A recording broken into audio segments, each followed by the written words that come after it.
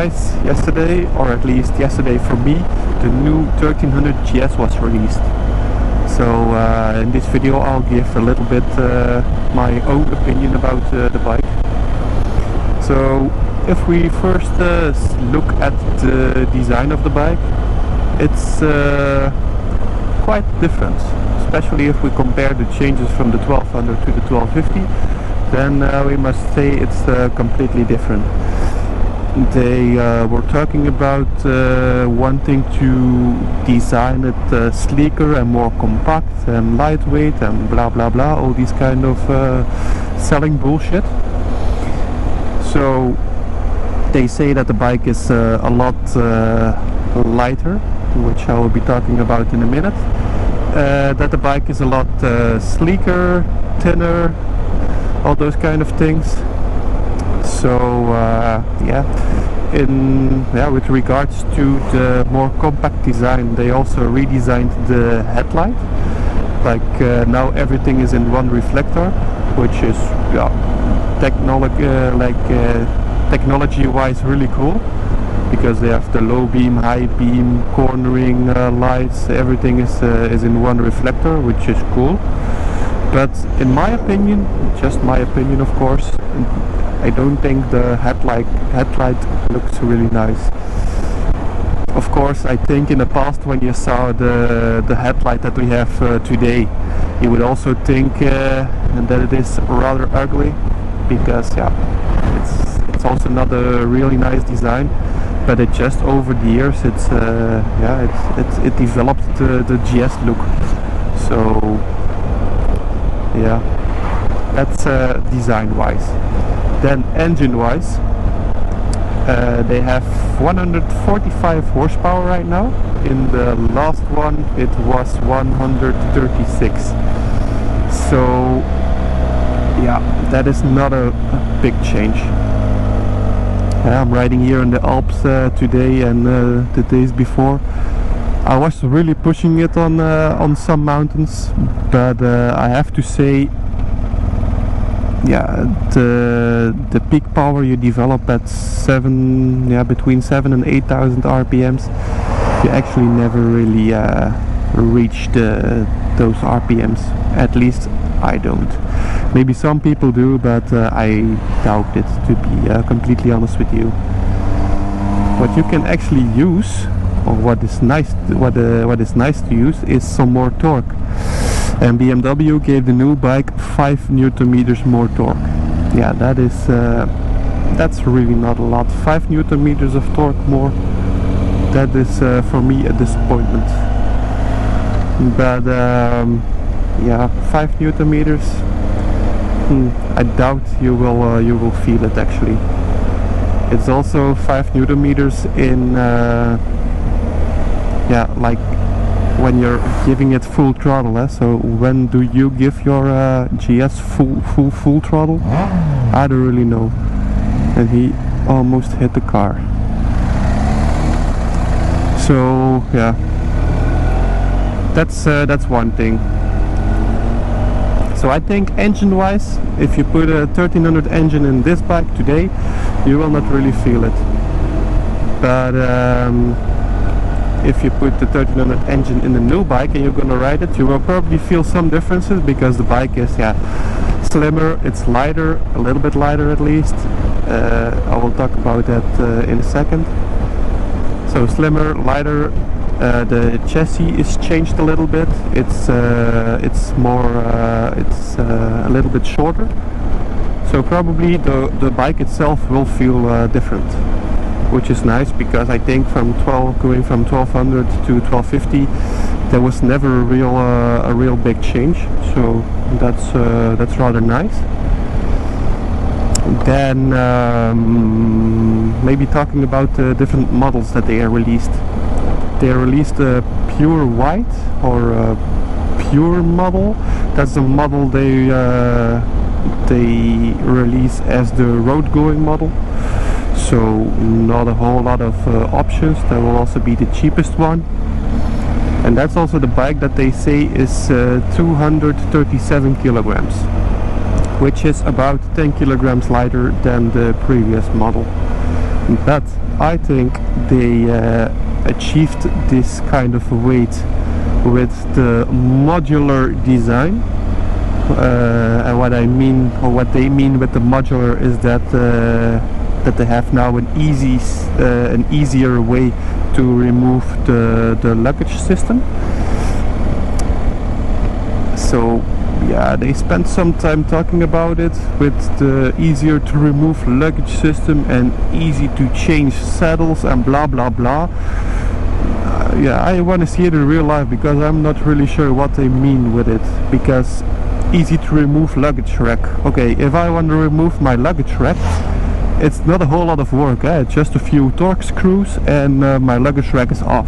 So I want to see it first before I say something more about it. So what I think that they did is, on the pure version, they just released it without any luggage rack system. There was also no center stand standard anymore. So in my opinion, or at least what I thought, is that that the center stand was always there. It was not even an option. It was just on every GS it had a center stand. So yeah, of course, if you remove the center stand, you're going to remove the luggage rack and all those things. Of course, you can remove some weight. So I think the weight was lost with just removing parts, and then some other part of the weight probably was lost in the aluminium subframe, because they're also talking quite a bit about the aluminium subframe. And yeah, I have to say, it looks pretty cool, the subframe. Looks nice. That's something. Yeah, something completely different than before. Then the next model they were talking about was the trophy version. That's the off-road version. But in the same sentence that they said it's the off-road version, they also said that it's still very capable of riding on the road. So I think they just yeah, they made like a rougher looking version of the GS. So also today you see a lot of trophy versions that have never seen a gravel road. So I think of course my GS Adventure also never really sees off-road, because I don't do off-road with it. So if you just like the design of the trophy and you want to ride with it on road, yeah, just go for it. It's not gonna hold you back while riding on the road. The trophy version has like an engine guard, an engine protection. It has the radiator guards. So it's just like a bit of a tougher version. Looks nice. Also the color is pretty cool. It's the blue version. So yeah, was a nice bike to see. Then they had the triple black, and when they showed the triple black with the luggage system and everything, then I thought like, okay, that's a really nice bike. I liked it. So oh yeah, what I also need to say about the previous models is that they had a manually adjusted screen, and the triple black has an automatic adjustable screen, which is a cool option. But on my GS I never use the screen, never. Especially since I installed the Touratech like screen support, I never used it anymore. So I will doubt that it's a lot of added value. But yeah, on my RT I had it, and then I used it sometimes when it was raining to blow off the rain off your visor. So yeah, it's standard on the triple black, let's say it like that. Triple black also has a center stand. Like, they made a whole thing about the center stand being standard on the triple black. Then my opinion is like, if you have to talk so much about the center stand on a bike with this kind of prices, maybe your priorities were not completely right. That's just my opinion, of course. I think for the rest, the triple black doesn't have a whole lot more to offer. I think on triple black maybe the luggage system is included, or maybe it's already prepared to just put it on. Not completely sure, because they didn't go into detail.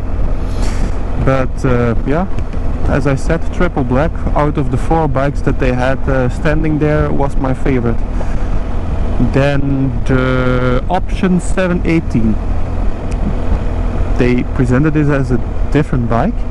Not completely sure how they will put it in the market, because before you could say like, I'm gonna buy the stock GS and I like the CNC cylinder head, so I will just buy the stock GS with the CNC cylinder heads from the option 718. That was possible. I'm not sure how they will put it in the market right now, because now it sounded that they will have the triple black, and then they will just oh no, or the option 718 is a triple black with some extra options. So not completely sure how that's gonna be. Maybe if you buy a triple black and you just like the mirrors, maybe it's not even possible anymore to just buy it separate. Not really sure. So let's see how that's gonna turn out. And then as a last option,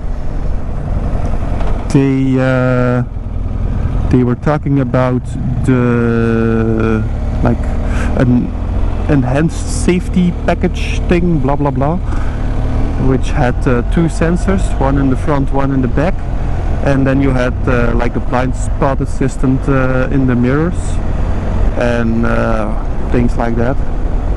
So you know, they didn't really talk about that, but that's an option. Maybe that's an option you can pick on all the bikes, maybe only on the triple black and the option 718. I'm not completely sure. Ah yeah, but I also forgot to mention that the pure and the option 718 and the triple black as well, they have indicators in the handguards, which to me looked a bit cheap, but that's probably just because you're not used to it. The trophy version still had normal indicators, because if you drop it, of course, it's gonna be very costly to always replace your indicator in your headguard. So I think that was about it. I was just thinking about the enhanced safety package, because they were talking about the sensors. They didn't mention anything about adaptive cruise control, so that's maybe a bit strange, because on the 1600 and the RT they have it already. So I would think that it's a rather easy option to add to the bike, and maybe also quite a lot of people would like it. So that's maybe a bit strange, but let's see, maybe when the bike get in the dealerships we will have some more information. Maybe the bike has it and they just didn't mention it, so let's see. Please let me know in the comments what you guys think of it. I'm always curious to hear your opinions. Okay, see you next time. Bye bye.